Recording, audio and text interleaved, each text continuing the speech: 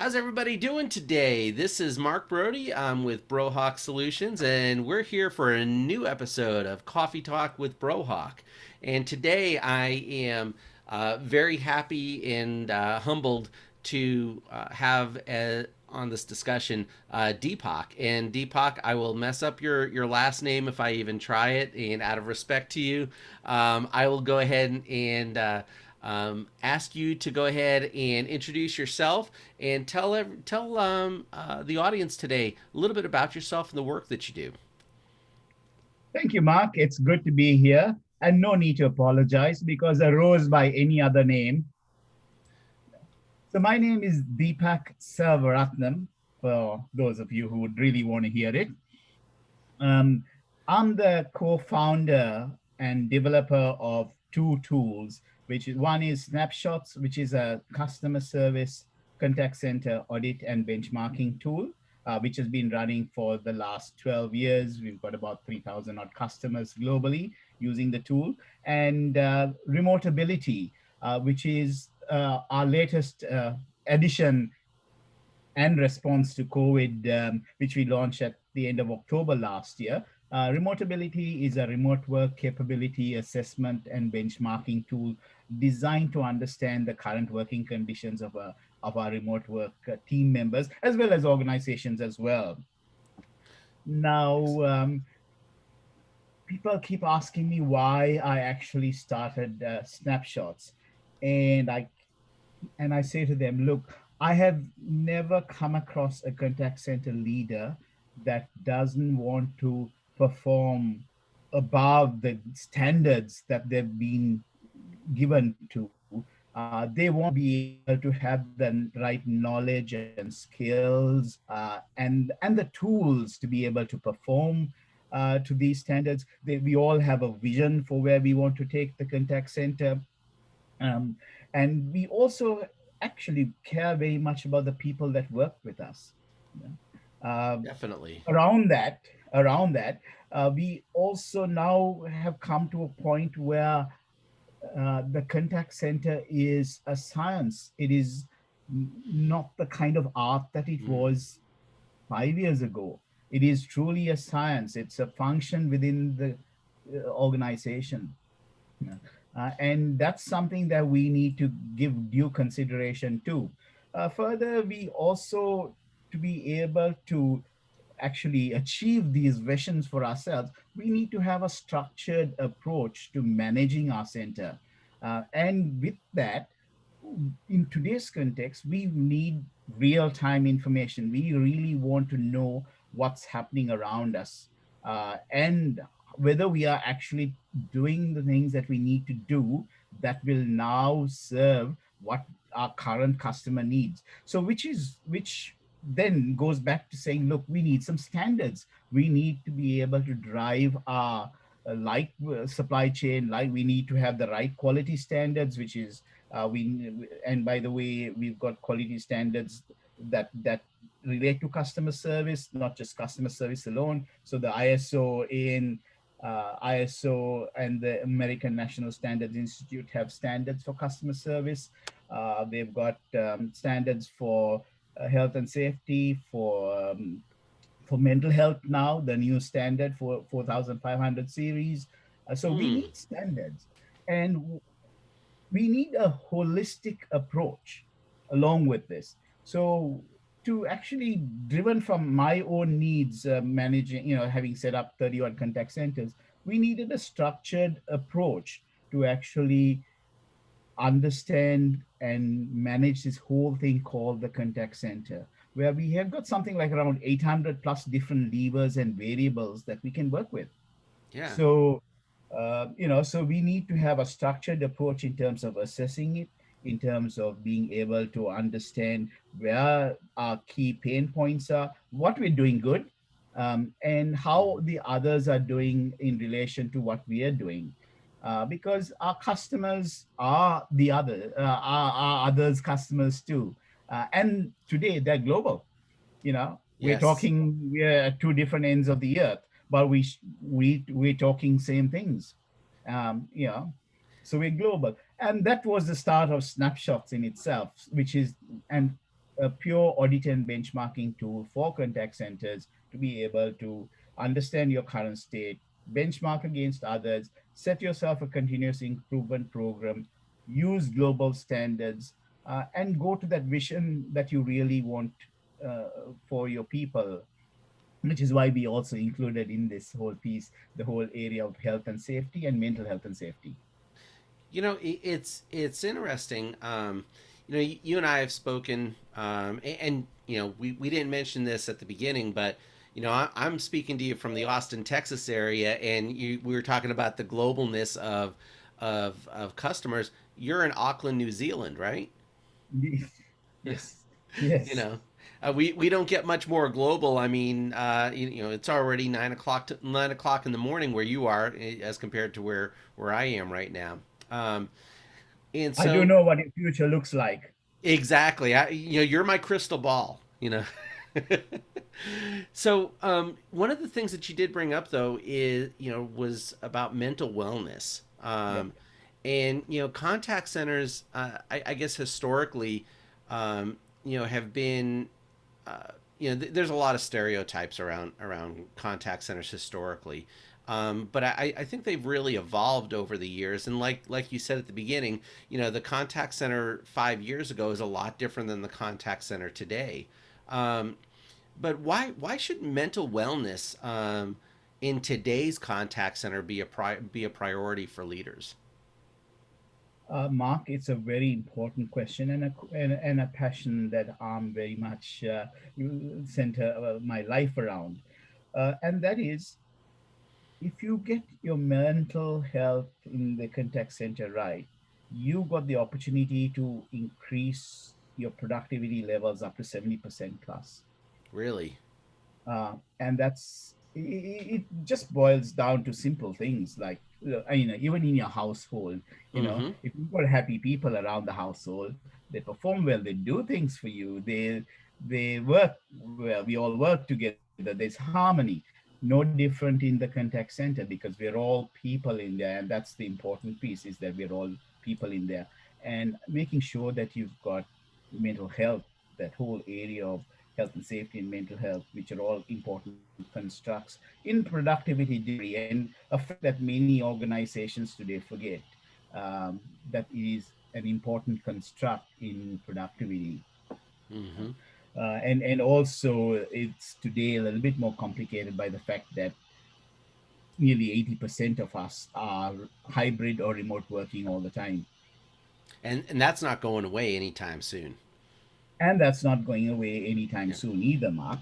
Now, there is another key area that we need to be to understand, or we do, but it doesn't really come to us often. Is that there is this concept called emotional labor when it comes to contact center agents, and what that means is that you've got to be constantly there's also this concept called emotional dissonance as well, you know, Mm-hmm. where you're all the time acting out and not actually saying what you feel, you know? Mm-hmm. So you might, or and what that does is it continues to bottle up over the day, right? And bottles up over the weeks and months, and it does cause it does cause stress. So understanding the fact that there is this concept of emotional labor, and stress and mental health is further affected by the processes that you have in your center, the technology that you use, how an agent is managed and supervised, and how the leader of the center communicates through to you. So ensuring that you actually understand the concept of emotional labor and emotional dissonance is very important for a contact center leader, because it does help with your productivity and customer well-being as well as your employee well-being. So, what are some triggers or clues that leaders should really be looking at within their contact center environment, or within their organization? That there may be either individual mental wellness issues, or even cultural. mental wellness issues within the culture of the organization. Mhm. What are some things that you'd recommend that leaders should focus on, or would be a clue or a trigger that there's a problem? Mark, the first thing we need to remember, and this is my mantra with uh, for for contact center leaders, is that mental health is every day. Hmm. Being proactive is every day. And what that means is that we've got to be able to, in the context of what the conditions that we control. Now, look, we can't control conditions in an individual's areas outside of work. However, we can control conditions in the areas where where they work, Yep. whether it be home or whether it be at the office. And what that really means is that we've got to do some very simple things, which is, first of all, ensuring that if we have business processes, we need to make sure that they're fair, right? So we need to make sure that they're fair. If we are communicating, we need to communicate clearly. So if you are a leader, you communicate to your second level leaders. They need to communicate that same message throughout. It has to be clear. Communication has to be clear and simple. Finally, we also need to make sure that when we are with our teams, we actually engage. And when I mean by engage, it is about having those conversations about caring. And that's very, very important. So, Mm. switching back to my first one about having business processes that are fair, uh, simple things like when you're creating a shift, you want to make sure that everyone's given a chance to input, that there is communication around that. So about a year and a half ago, when there was organization wanted to change a shift, move time from 4:30 to 5 o'clock, there was a significant uproar from the team. And the Mm. reason being that there were many parents in there that went to collect their kids at Yep. 4:45, and if they went after 5, they could, they got pinged, and there was a lot of Yep. anxiety. If there was just a simple communication, saying, look, uh, we want to change shift, or and this is the reasons why, across the business there were lots of others who could actually have wanted to work till 5. Mm-hmm. Yeah? And that's what really happened. So it was being this simple communication, this engagement, caring, will actually help the current state of mental health within your center, because it shows that you care, and they respond and reciprocate. So, so really, probably the best strategy that a leader could put in place today, if they don't already have it, is some sort of two-way conversation with the voice of the employee, making sure that as changes occur. I mean, it's change management 101, I guess. Um, but as changes occur, explain the why and the why now. Um, Yeah, that change is occurring, and be open to getting feedback, and look as a leader, maybe looking at some different perspectives. Um, absolutely, absolutely. Mark, there is also another factor that does impact mental health in the contact center, and that's to do with interactions mm-hmm. that contact center agents have with customers. Yes. Oftentimes, they're they're good. Mm. They have a result for the customer and the agent as well. But there are times when we have customers who are abusive, who are Mm-hmm. angry, and who are abusive.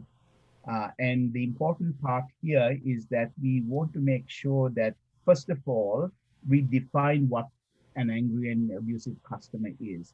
Because according to the stats that we have and the data that we have, 78% of organizations, contact centers, actually don't define what angry and abusive customers are. Because Mm-hmm. if you don't define what it is, you cannot actually train to it. Yep. Um, the, the, the, the second part to that is that once you're able to train to it, you are then being able to support that. You're able to support the agent. Mm-hmm. And finally, if you actually have abusive customers, because sometimes words cut deeper than knives. And oftentimes, whilst we might all have some levels of capability of counseling, we Mm-hmm. actually need to provide these agents with proper counseling and support. Yep. Apart from the standard timeout areas, the ability to take a bit of flack from a customer, where we do provide these other support services and support things areas, etc. But we do really need to provide these agents with proper counseling, especially when if you have defined abuse that is personal or bestial or whatever. And that happens regardless of whether you should protect them regardless of whether they work for you or they work for you as from an outsourcer's perspective. So we need to make sure that this same philosophy is driven right through to the outsourcer as well. And that's the key thing. Uh, the other important piece in terms of keeping mental health and well-being for the agent going as an important piece for the leaders is to ensure that we are actually aware of both the external and the internal environments that are impacting everyday life the agent. So, for instance, if we've got a new law that's come out, or there is a thunderstorm in some part of the country that's impacting certain customers, we need to be able to tell these agents, look, this is what's happening. So it needs to be real time. We need to be able to feed them with information. We need to be able to support them to be able to respond to some of these customers who can be in very dire straits. You know, Yes. calling on, I lost a car, child, all of that because of thunderstorm. So we need to be able to protect them.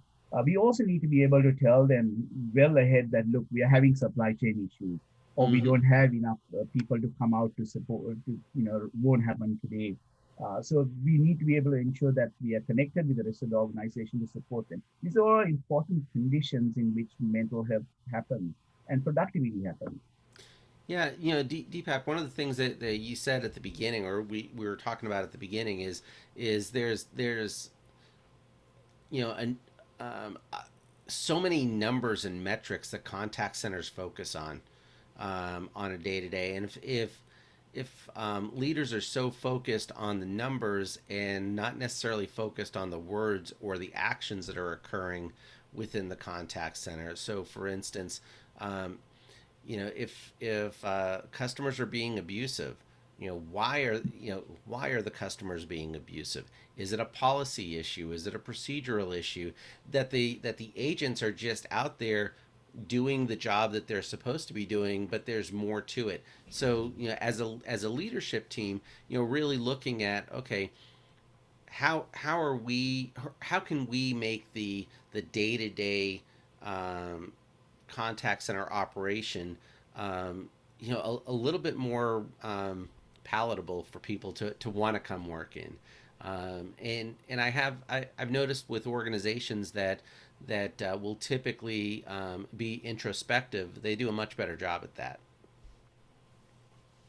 Yes, yes. Look, we do, you know, first of all, we can't get away from the fact that we need to uh, we need to work to numbers. Yeah, Mm-hmm. we definitely need to work to numbers.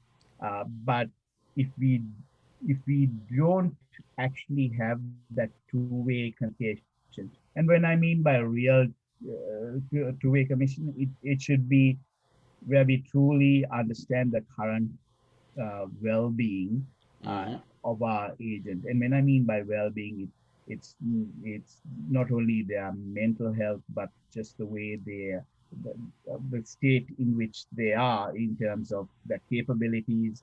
We need to be able to understand that because it all uh, complements mental health. So Yep. if I'm knowledgeable and trained, I know I'm capable. I've got more confidence, you know, and I need to be able to communicate that, or I communicate that back with my leader and vice versa. So we become positive in our engagement rather than going, look, you didn't respond to the customer like this, you didn't make those numbers. You know, More for me, positive, less punitive. absolutely. Exactly. Well, hey, Deepak, I know we're getting close to time here. You and I Mhm. could talk for hours on this topic because I you are so spot on that if companies are not um, focused on mental wellness in their organizations, I mean, it's going to create some brand issues because you're going to have less employee engagement. The employee experience is going to be a lot less, and then ultimately that'll drive the customer experience, dropping as well because it while we tell people to leave everything at the door, it doesn't always work out that way. Well, we got to the speed round here, Deepak. So, speed Um, round is something we do on Coffee Talk with Brohawk, where find out a little bit more about you. The first question: what fact about Deepak would people be surprised to learn about? right. There are many facts there, Mark, but really, I like lot of people dabble in a little bit of cooking, Okay, and I also dabble in a little bit of jazz. So really I've got this idea and I'm putting it together. I'm trying to write a book called Cooking with Jazz. nice, nice. I So like sign me up for that when you finally get it written. yeah, look, I think I got about 30 odd recipes and tons of jazz that I listen to, uh, Excellent. different genres. So hopefully one day it'll come out when I do get the time. Yes. Oh, time. It's what we all want more of. So, you live in a beautiful country, um, but what is your ideal off the grid location? I mean, some place where you can just go and just relax and not be bothered with your cell phone or email or anything like that. Where's your ideal off the grid location? Mark, for me, it's about hearing the sound of waves or water lapping and no other sound except perhaps my feet walking or my breathing. Uh, that is that is pure bliss for me. That Excellent. brings uplifts my soul. It helps my creativity, and that those places wherever I've traveled, because of work, I traveled 60 odd countries, and I always get to two places: the water and the jazz. Excellent, excellent. If you can get them combined in your ears, it's a bonus, I'm sure. It is bliss. There you go. So, if someone wants to learn more about the work that you do, your company's snapshots and remote ability, or just want to have a further conversation with you about mental wellness or any of the topics that we talked about today, how can they get in contact with you? Where should they go?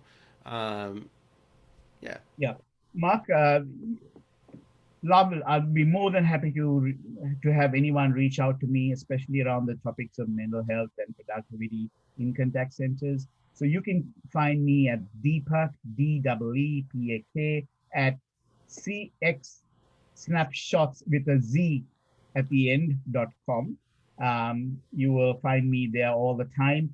Go to our website, which is www.cxsnapshots z at the end.com, and you will reach me there. You can also find me on LinkedIn, Deepak.Selvaratnam. So it's Selvaratnam. Of course, you go Deepak Snapshots on LinkedIn, you will find me. excellent, excellent. Deepak, thank you very much for your time.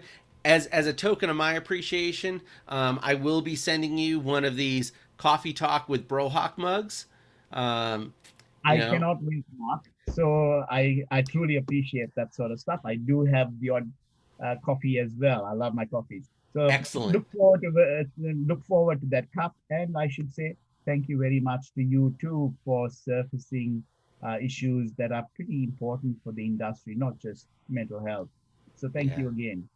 I appreciate it, and I look forward to our next and future conversations, Deepak. Thank you very much. Indeed, Mark. Goodbye for now. Bye bye.